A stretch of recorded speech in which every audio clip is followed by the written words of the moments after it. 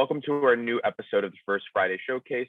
Last episode, we spoke about specific webinar events that were going on, along with a featured topic, which was the Business Skills for Success 8-week program, which is hosted and presented by our Assistant Director, Keisha, and our business consultant, Izamak.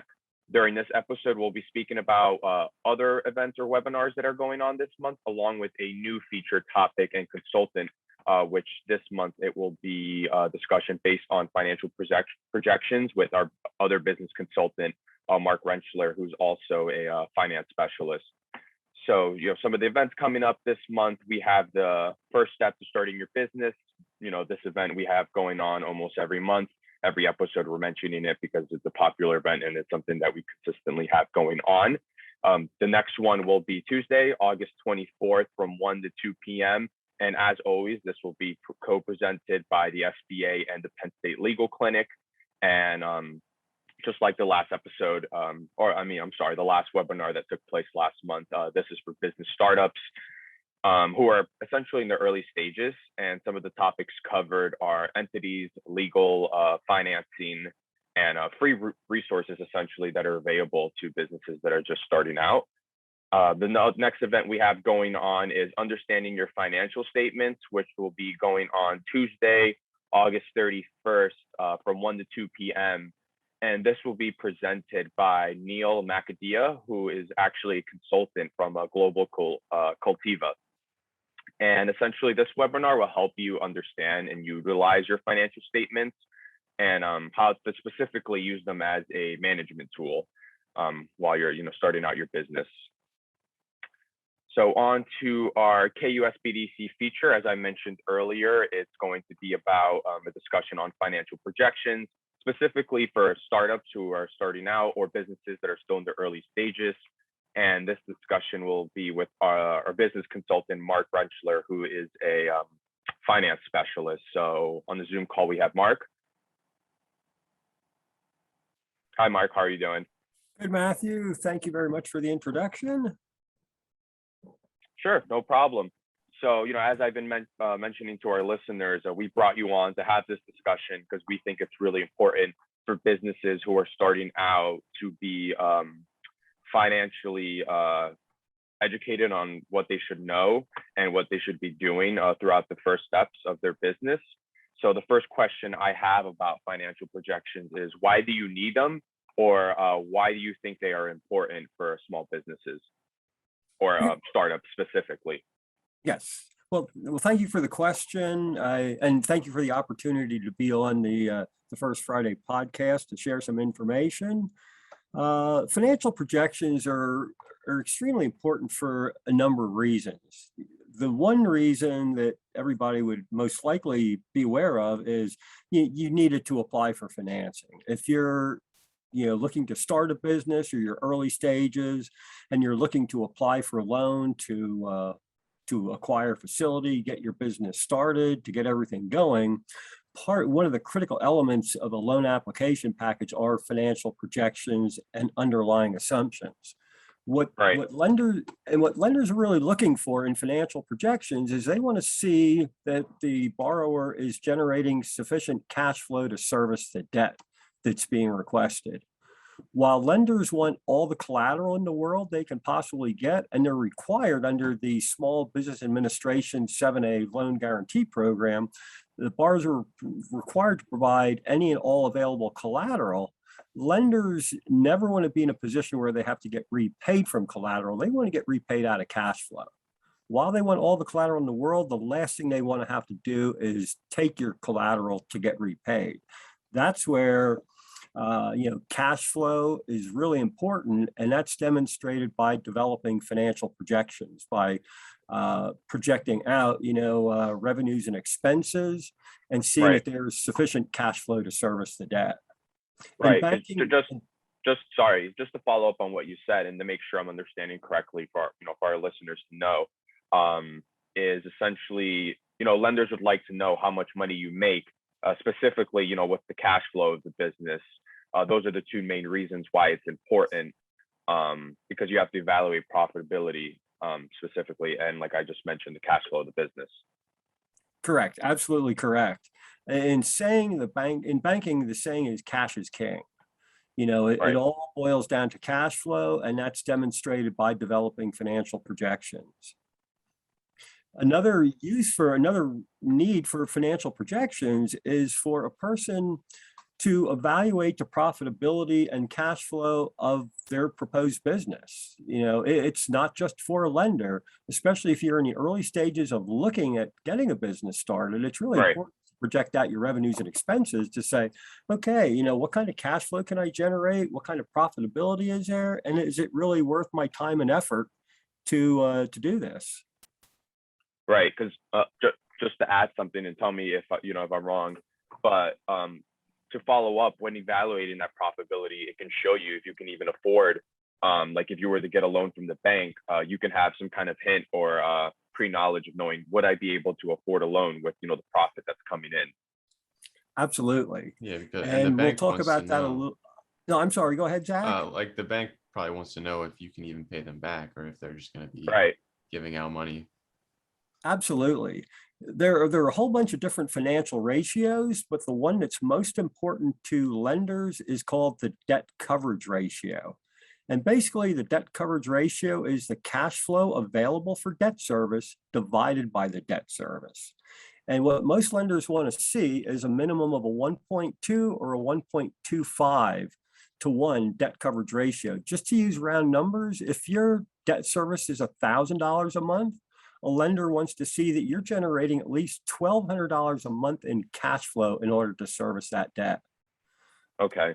And let me ask this, specifically regarding, small businesses or startups that are in the early stages. Is there loans or are there loans that can be deferred, or are most loans given to, those types of small businesses? Are those usually ones that repayment starts, quickly? Or are there ones out there that allow like deferment options? Well, sometimes depending on the situation, there could be an interest-only period for a loan. Let's say someone is borrowing money and they need to do some leasehold improvements or renovations to a property that they're going to be occupying. The lender would typically provide an interest-only period during the time that that business is ramping up, doing the improvements that they need to make to the property, get in any equipment they need, get that installed, so that usually there will be an interest-only period before the loan starts amortizing. Okay. Okay, good. Yeah, the only reason I asked is because, there's some small businesses or startups out there who do, do their financial projections, might not be profitable right away, but could possibly project themselves to be profitable in the near future. So that's why I wanted to ask if there's the possibility of, or if there's the option to get loans or apply for loans that can be deferred and not have immediate repayment, because there's maybe that possibility of the financial projection showing that you could be profitable soon, but not now. But usually the lender wants to see payments beginning, after the loan is originated, and Right. oftentimes, again, interest-only payments. But, Right. By the end of the first year, a lender would want to see, and there could be certainly negative cash flow in the early months of the business as revenues are ramping up.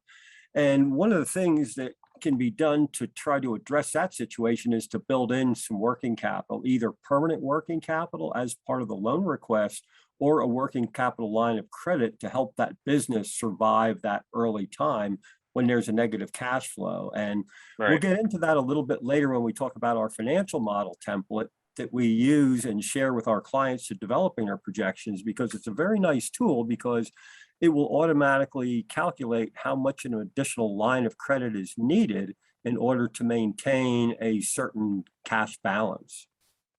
Right. All right. Well, just to follow up on that, because like you said, we'll talk about that later on, about developing the financial model templates. That leads me to, the next question, which is, how do I prepare projections, or how does that small business or startup out there prepare them?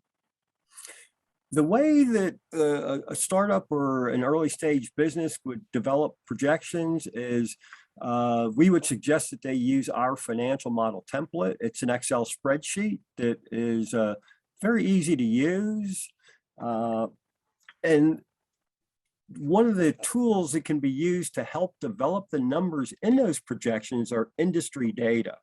When you're applying for a loan, one of the first things that a lender is going to do when you provide projections is they're going to compare your projections to the industry standards.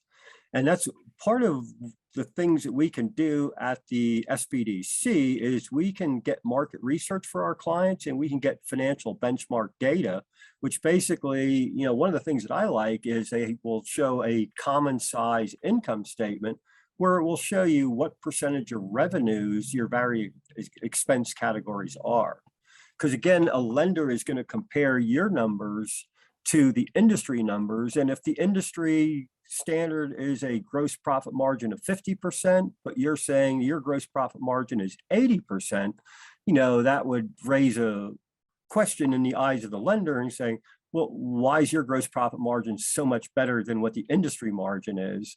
And if you wouldn't have a good answer for that, that would kind of indicate that you may not have done your homework properly or are looking at, available research to use in developing your numbers. Right. So, And so just, this, and if, oh, I'm sorry, Zach, go ahead. I was just going to say that the template is basically just a spreadsheet for you to put in all your data and kind of provide just to give you all the answers that a lender might ask you, more or less. Yes, exactly right. Yeah. And with our financial model template, what I always tell our clients is don't be intimidated by the number of tabs when you open our template, because it has 21 tabs altogether. But for practical purposes, there's only 4 tabs you input information into. And the first tab is required startup funds, and that's what the client would use for developing their total project cost. The second tab is salaries and wages, where you'd put in your owner's compensation and what you'd be paying for full-time and part-time employees. The third tab is fixed operating expenses. And then the fourth tab is the projected sales forecast, where our model can accommodate 12 different products or services. And then basically based on the information from those 4 tabs, that flows through the rest of the spreadsheet, which will automatically calculate an income statement, balance sheet, cash flow statement, and financial ratios. So it's a very nice, easy to use tool. Okay. And I wanted to ask you this earlier, just for our listeners who don't really know what gross profit margin means, if you don't mind just, explaining quickly exactly what that is. Because I know there's webinars out there that, our listeners could attend for free to find out, some of this vocabulary and what it means. But just for the, the listener that's just listening to this, what would that, yeah. Yes. Sorry. Okay. Well, basically, with our financial model, it asks you for a price per unit, which is what the person would be selling that product or service for. And then it asks for the variable cost per unit. And that's basically what it costs to provide that product or service. Oftentimes, like on a tax return or a financial statement, you will see that as cost of goods sold. And the cost of goods sold would typically be, let's say that if you have a restaurant and you're selling a meal for $10, your variable cost per unit, or your cost of goods sold, would be your food cost. And then the gross profit margin would just basically be the difference between the revenues and what it costs you to produce that. On a tax return, you would see gross revenues, cost of goods sold, and the difference between those two numbers is the gross profit margin. And then after the gross profit, then you would subtract that other operating expenses. But the gross profit margin is basically just the difference between what you're selling your product or service for and what it costs you to provide that product or service. Right. Yeah, that makes sense. I think that's a good way of just putting it. It's basically what it costs you to get a good or service, and what it costs, or what you're getting out of providing or selling that. And right. as Mark mentioned, it's before, you calculate the, the operating expenses of the business, right, and, the taxes and all that stuff. It's just plainly how much is it costing for you to get that product or service to provide, and then how much are you charging for it? The difference between those two numbers, essentially. Right. Yeah. Now, and one of the things with our financial model template on the first tab, the required startup funds, that's used for developing the total project cost. And it's really important for someone before they would apply for a loan to know what their total project cost is. I've Right. had people in the past say, well, I want to get a loan, then I'll go out and find a location and get my business started. Well, it doesn't work that way, because you need to have a location identified, because until you have a location, you don't know what your costs are going to be. Yeah, And you you need to Right. know have to what your figure it costs out. are going to be before you can go in and apply for a loan, because whenever you're applying for a loan, there's also going to be an equity injection that's required as well. No one really does 100% financing. The one nice thing about the SBA 7A loan program is that you can get by with an equity injection as low as 10% of the total project cost. So if your total project cost is 100,000, you need to have 10% or $10,000 of your own money to put in, and then you could look to borrow the other $90,000. But it's really important to have good all-encompassing project costs when you're Right. first applying for the loan, because you never want to be in a position where you got your loan and then 2 months later you think, oh boy, I should have asked for another 10 or 20,000 for working capital or equipment. Your lender doesn't want to hear from you after just giving you a loan that you need more money. They Mhm. want to hear that from you a year or two down the road when your business is doing well and you're looking to expand. Then they're more than happy to talk to you about more money. But it's really important to develop good all-encompassing project costs when putting your projections together. Right. And if we look at all these, I know we're really talking about projections. Um, how can we kind of use these projections? Like if you look down the line, maybe after you get your loan and all that, and you look back at the projections, can you compare like what you expected to happen to what actually happened, or how can you actually use these numbers? That's an excellent question. And that's something that I try to stress to our clients also, is that when you put these numbers together, same with your business plan also, you don't just put the numbers together and throw it up on a shelf and never look at it again. What you want to do is to be able to monitor your results with what your projections are and see, okay, how do your revenues match up with what you're projecting? Are your expenses in line with what you're projecting? Is your cash flow what it's, you expected it to be? By monitoring that on a continual basis, it gives you the information you need to make the adjustments that are necessary in order to have a profitable business.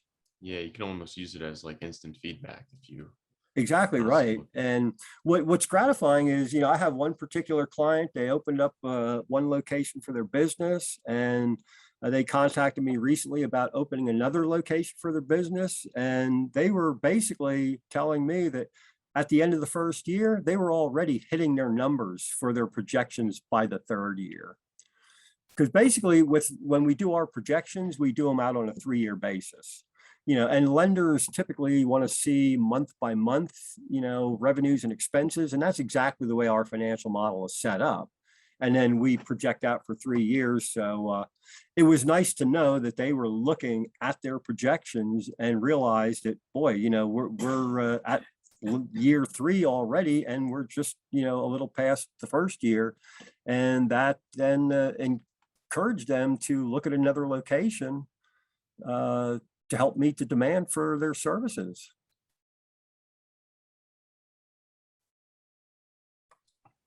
Yeah, I mean that's probably the best you could hope for, actually. Yes, and that's what we always like to see, because our mission is to help businesses start, grow, and prosper, and we do everything Right. we can to help them realize that. Mhm. All right, that's gonna pretty much wrap it up. Unless you had anything else to add for the consultant feature, Matt. But if not, No, that's pretty much it. I appreciate Mark, you taking the time to, join in and give, our listeners some information and background knowledge on exactly what to know about financial projections, especially for those businesses that are startups or are in the early stages. The only other thing I would like to add is, if our listeners are not clients of the SBDC, I would strongly encourage them to register as a client, and we'd be more than happy to share our templates for developing the business plan, projections, and assumptions. And that's just one other thing I would like to add that's really important with financial projections is to have good underlying narrative assumptions to support and explain those projections. That was one of the things that I found lacking in my many years of lending. I'd get a business plan and get numbers, but nowhere did the client really delineate how they arrived at those numbers. And that's why we have an assumptions template that we share with our clients.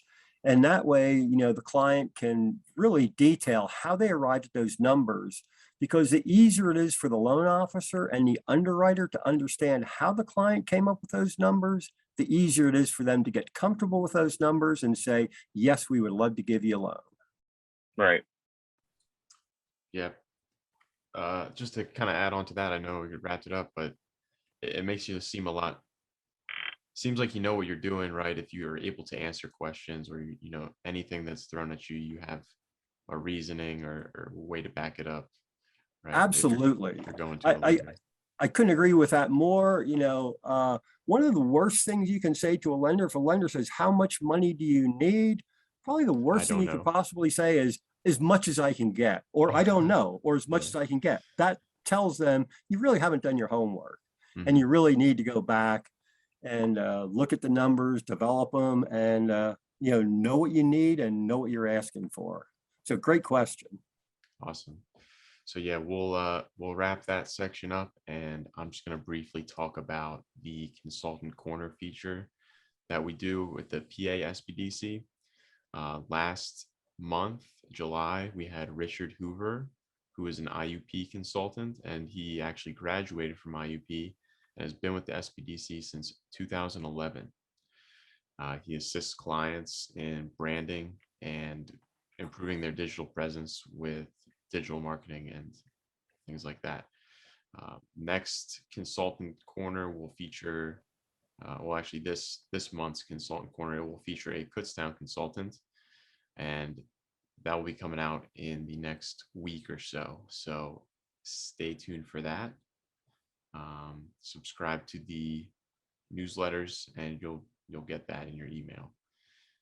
So I'm going to send it back over to Matt here to kind of wrap everything up with just a quick overview of the showcase. Yes, so I want to thank all of our listeners and viewers for tuning in into our third, or I think fourth episode of the First Friday Showcase. And as always, our next episode will be the next first Friday of September. So that will be September 3rd, I'm pretty sure. And that will include new events and webinars going on along that month, as well as a newly featured KUSBDC consultant and topic to have a discussion about. And to view all of our training events, please go to pasbdc.ecenterdirect.com. Again, that is pasbdc.ecenterdirect.com. And on there is all of our training events, just not KU, other PA universities that have events, not even in finance. It could be in multiple categories: social media, marketing, just business planning. If there's a need that you have, I'm sure there's a webinar out there that can give you some information and help you out. And just go to that site. Again, it's pasbdc.ecenterdirect.com. Registration is free, I am pretty sure, for all of our events. And that is all for now. So until next time, everyone, thank you. Thank you.